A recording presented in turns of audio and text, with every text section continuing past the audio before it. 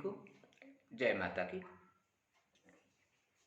आप सभी का एक बार फिर से हार्दिक स्वागत है। आज चर्चा करेंगे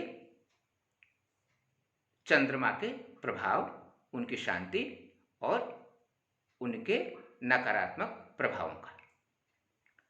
सबसे पहले आप ये समझ लीजिए कि चंद्रमा मन के कारक ग्रह माने गए हैं, यानी बिना चंद्रमा के नकारात्मक प्रभाव के आपको मानसिक परेशानी, चाहे मानसिक रोगों का सामना कभी नहीं करना पड़ता है, भले ही मंगल, राहु या शनि जैसे ग्रहों की युति के कारण ये प्रभाव कम या ज़्यादा हो जाए।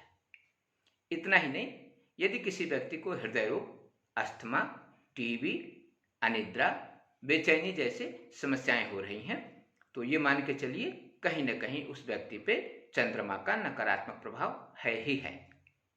और भी यदि व्यक्ति को पागलपन के दौरे आते हों, उसकी मानसिक विकृति उसके अंदर आ गई हो, उसके अंदर अत्यधिक भावुकता हो या कुटिलता हो, स्वभाव में अति उग्रता हो, यह भी चंद्रमा के कमजोर होने या नीच राशिगत होने को प्रदर्शित करता है।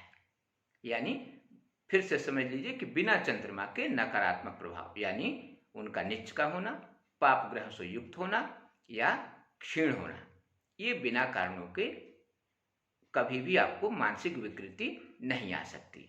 अत्यधिक क्रोधी व्यक्तियों के भी सामान्यतः चंद्रमा नीच के ही होते हैं, यानी वृश्चिक राशि में होते हैं। सामान्यतः वृश्चिक राशि वाले वैसे भी क्रोधी ही होते हैं। इसीलिए एक समझ लीजिए कि बिना चंद्रमा के नकारात्मक प्रभाव के कोई भी मानसिक परेशानी, मानसिक उग्रता, पागलपन, चाहे ऐसी सारी समस्याएं हो ही नहीं सकती है। इसीलिए चंद्रमा को प्रसन्न रखना या प्रसन्न बनाए रखना कितना महत्वपूर्ण है, इस बात को आप समझ सकते हैं। तो आज मैं आपको बताऊंगा कि आप किन उपायों के माध्यम से चंद्रमा को प्रसन्न कर सकते हैं और प्रसन्न बनाए रख सकते हैं। क्योंकि एक बार प्रसन्न कर देना ही बहुत कुछ नहीं है, उनको प्रसन्न बनाए रखना भी अत्यधिक आवश्यक है। और चंद्रमा का प्रभाव भी लगातार बदलता रहता है। लगभग 2 सवा 2 दिन में ही चंद्रमा का स्थान परिवर्तन होता रहता है, यानी उनके प्रभाव से प्रति माह आपको 2-4 होना ही होना है। यानी चंद्रमा यदि नकारात्मक हो गए तो प्रत्येक महीने भले क्षणिक ही हो, लेकिन आपको परेशानियां होती रह सकती हैं। इसीलिए चंद्रमा को प्रसन्न कैसे करें, इसको अच्छे से समझ लीजिए।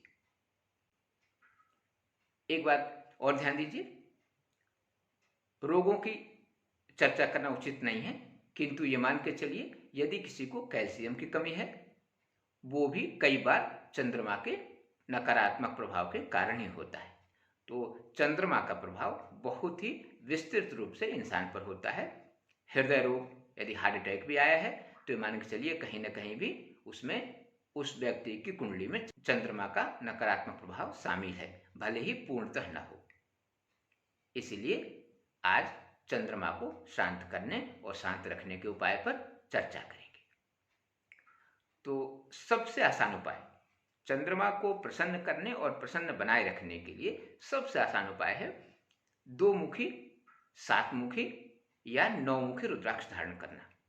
1 मुखी का चर्चा इसलिए नहीं किया कि 1 मुखी लगभग दुर्लभ है या नकली ही ज़्यादा मिलता है। सामान्यतः आजकल काजू शेप में खूब चल रहे हैं, लेकिन वो सचमुच 1 मुखी रुद्राक्ष नहीं होते हैं। इसीलिए 2 मुखी, 3 मुखी, 7 मुखी और 9 मुखी इन रुद्राक्षों को शुद्ध करके और पीले धागे में गले में धारण करना सोमवार को सबसे फायदेमंद है। धागे के विषय में भी मतांतर हो सकता है, कुछ लोग सफेद धागा भी बोल सकते हैं या लाल धागा भी बोल सकते हैं, किंतु पीला धागा सर्वमान्य है और पीला धागा में ज़्यादा लाभ मिल सकता है। एक बार फिर समझ लीजिए, 2 मुखी, 3 मुखी, 7 मुखी और 9 मुखी इस रुद्राक्ष को यदि शुद्ध करके गले में धारण किया जाए तो चंद्रमा के नकारात्मक प्रभाव से पूर्णतः बचा जा सकता है और आपको उनके प्रसन्नता को बनाए रखने में भी मदद मिलेगी।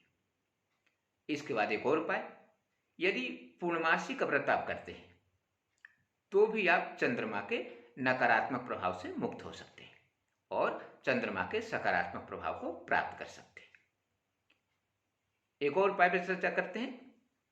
यदि प्रत्येक सोमवार को और चतुर्थी को, प्रत्येक सोमवार के साथ ही यदि चतुर्थी को भी आप श्री गणेश अथर्वशीर्ष इसका पाठ करते हैं तो भी आपकी जिंदगी में चमत्कारिक लाभ मिल सकते हैं। गणेश अथर्वशीर्ष को आप आई बटन दबाकर देख सकते हैं।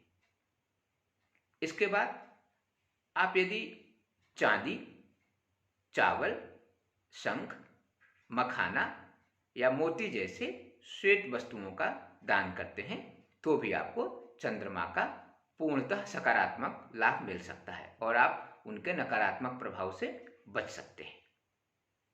एक और बिल्कुल छोटा उपाय, यदि आप ओम सोम सोमाय नमः, इसके भी कई सारे मंत्र हैं, वैदिक मंत्र भी है, तांत्रिक मंत्र भी है, बीज मंत्र भी है, लेकिन सबसे आसान मंत्र जो है ओम सोम सोमाय नमः, इस मंत्र का सोमवार से प्रारंभ करके कम से कम 27 दिन तक आप यदि प्रतिदिन 5 माला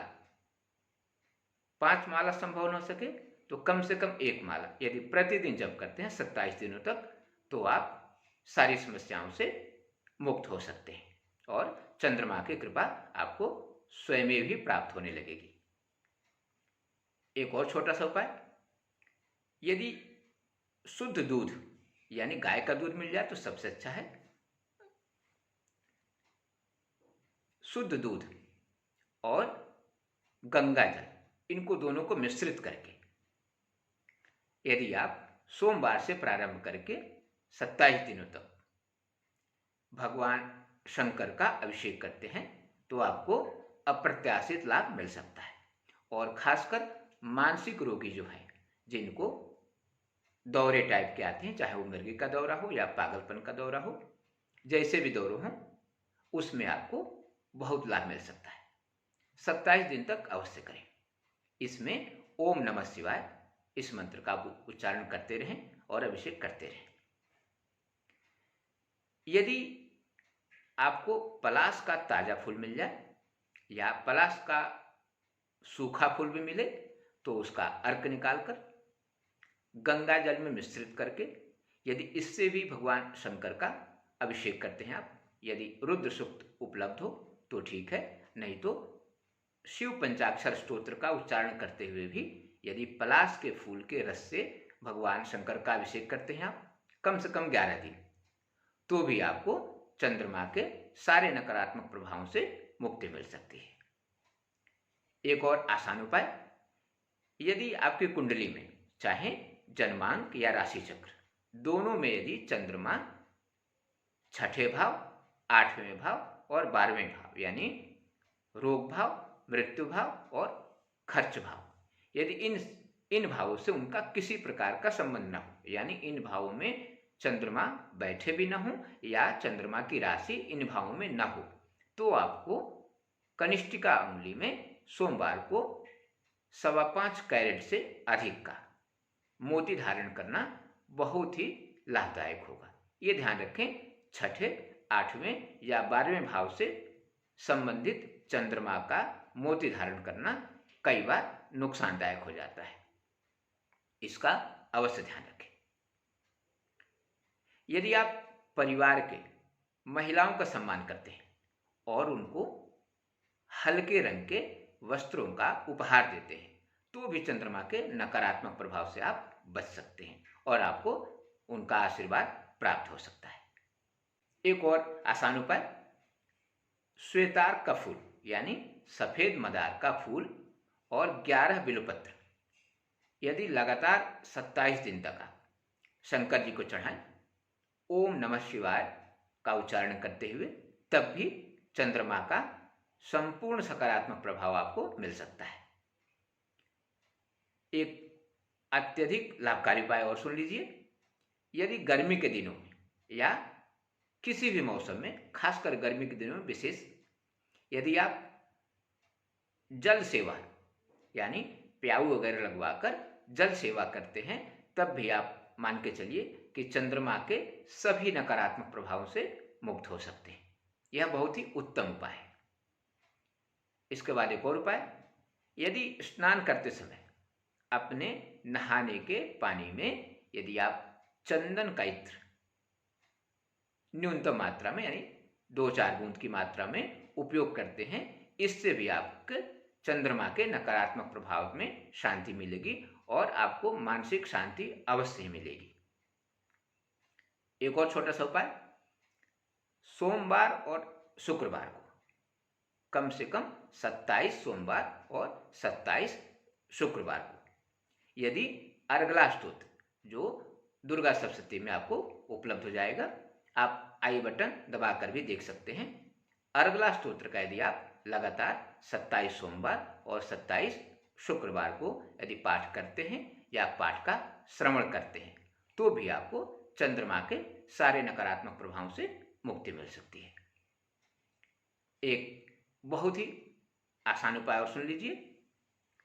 प्रतिदिन रात को सोने से पहले किसी पात्र में शुद्ध जल भर दें और उसमें एक साफ सुथरा चांदी का सिक्का डाल दें और उस जल को यदि प्रातः आप पीते हैं तो भी आपको चंद्रमा के दुष्प्रभावों से मुक्ति तो मिलेगी ही, खासकर जिनको मानसिक रोग या दौरे टाइप के रोगों का सामना करना पड़ रहा हो, उनको तो बहुत ही चमत्कारिक लाभ मिलता है और उनको लगभग 27 दिनों के अंदर ही अपने सारे समस्याओं से मुक्ति मिल सकती है। ये कुछ आसान उपाय बताया आपको, और एक कुछ उपाय आपको अगले वीडियो में बताऊंगा, किंतु अगले वीडियो में विशेष रूप से मंगल के दुष्प्रभाव और उनकी शांति के उपाय, यानी आप मंगल को कैसे प्रसन्न करके उनका आशीर्वाद प्राप्त कर सकते हैं, इस विषय में जानकारी दूंगा। आज के लिए बस इतना ही। धन्यवाद।